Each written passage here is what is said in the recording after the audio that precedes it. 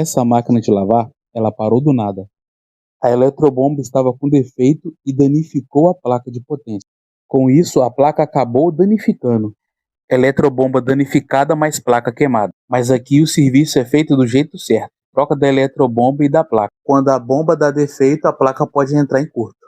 Como você pode ver, máquina funcionando normal de novo. Sua máquina ela parou de funcionar? Nos chame agora. O link ele está na bio.